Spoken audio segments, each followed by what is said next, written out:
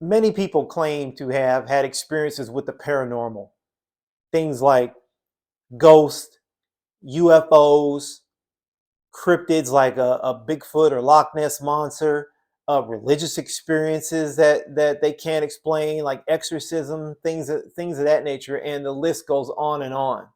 Personally, when I was about 10, 11 years old, and my grandmother had recently passed, I swear I saw a face in the front door of our home that nobody else could see at first, and then I was able to show them what I was looking at, and they saw it. Was it my grandma? Was it some sort of ghost apparition coming back? I don't know. Eventually, the face went away. A short time after that, I was horsing around in the home with my brother. We were the only two people at home at the time, and we saw a shadow go underneath a door, or we saw a light on the other side of the door, and we saw something pass in front of it. So it was a shadow was created. My brother thought it was me. I didn't think anything of it. I wasn't thinking. And then we realized that it wasn't one of us. And what was it? Nobody else was in the house. We still don't know what it was to this day. And then some years later, another relative of mine was driving in a back country road at night with his children and saw a couple of objects fly over the horizon atop the treetops. And then moments later, an object was chasing them on the road, like a UFO was chasing them on the road. And they survived, they were unharmed. But what was that? And then back in Vermont in the early 80s, a coworker of mine was telling me when they were a child, I guess it was wintertime, and they were outside of a cabin or something, burning trash or whatever they were doing. And he's like 10, 11 years old. And a Bigfoot stepped out of the woods about 20, 30 yards in front of him, or 20, 30 feet in front of him. Just looked at him for a second and then went back into the woods. And of course, my coworker said he took off and went back into the house or the cabin. And was he lying? Many people have all kinds of examples of these stories. And for thousands of stories all across the world for hundreds, if not thousands of years, these things have been saying. They have led people to believe that there are aliens out there, that these Bigfoot are some sort of long lost missing link in the history of mankind. It goes on and on. Even people have religious experiences where there's exorcisms that take place, or they have paranormal experiences where they see visions of religious people or religious icons, or they have their religious idols and things that they hold dear to their faith that end up having some sort of weird paranormal activity happen, like the stigmata, where the statues of Jesus apparently start bleeding like in the same manner that he apparently bled when he was crucified. These type of things. What are we to do with that? Can we just say they're all hoaxes? Are people just lying? They can't all be lying. Of course, there are hoaxes. I'm sure there are many of these things can be explained with known phenomenon and things of that nature. But all of them, every single one of them, many by many upstanding people who have nothing to gain and everything to lose by saying they've had these crazy experiences. What are we to make of them? And if we believe there's aliens and all these human beings or monster men walking around that seem to not be explained in the Bible, does it call our faith into question? Because I think it does for many people. But what does the Bible say? For me, I look at verses like Exodus 7:22. Right after Aaron and Moses went to Pharaoh to try to get him to release the Jewish slaves, Aaron had turned his rod into a serpent.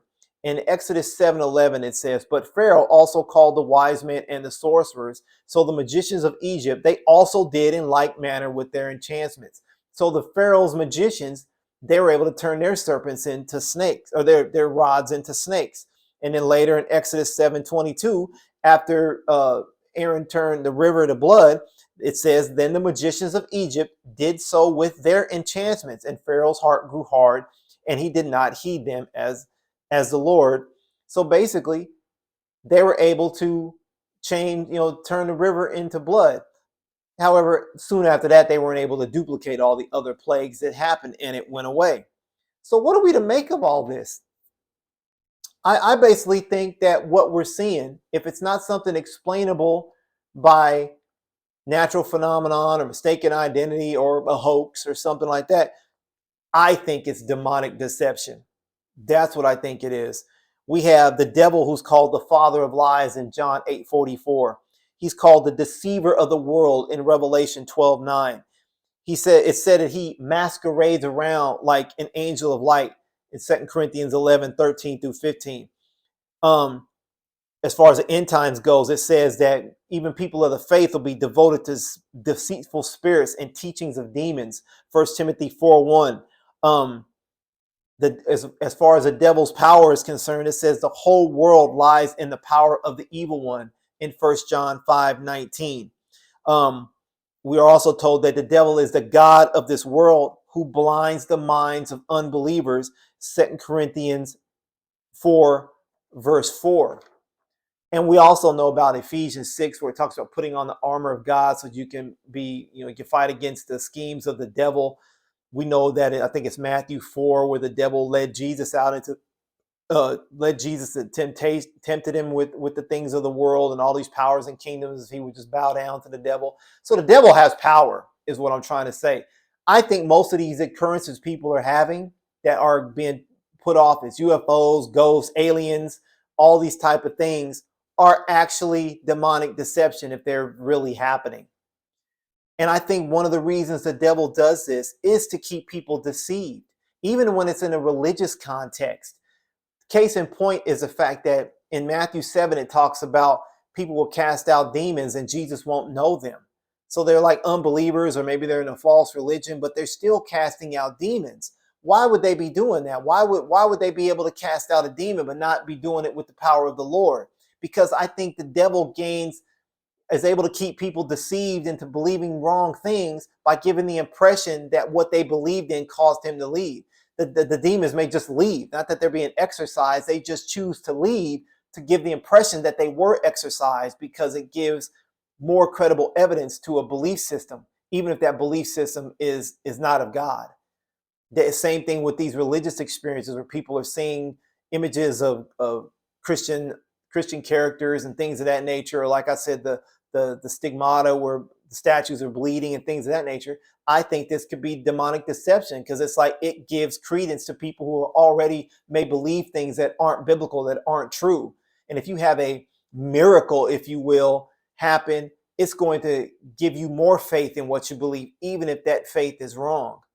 And so I think the devil benefits from things like that. And if he got you worrying about aliens from outer space and giant hairy men in the woods and things of that nature, it keeps you not focused on the things of the Lord. Now, it doesn't mean there aren't some natural explanations for these things, and I don't think they will undermine the integrity of the scriptures. But I think people need to realize that when we see all these things and we focus all our time and attention on them and all that, we can easily get led astray into things that are not of God, and it could get us focused on things that take us away from the Lord, because we're trying to figure them out. And we can even cast doubt on our faith, because I don't see where the Bible talks about UFOs, or the Bible doesn't talk about Bigfoot, or the Bible doesn't talk about the Loch Ness monster, or whatever we're enamored with. So I think we need to focus on the fact that this could be demonic deception. And the Bible talks about the devil having powers to do such things in order to lead us astray. So keep that in mind when you look at these things. They're interesting and they're enticing. I get that, but they're probably not of the Lord. And if they're not of the Lord, who are they from? So keep yourself awake and keep worried what's going on out there, folks. Grace and peace.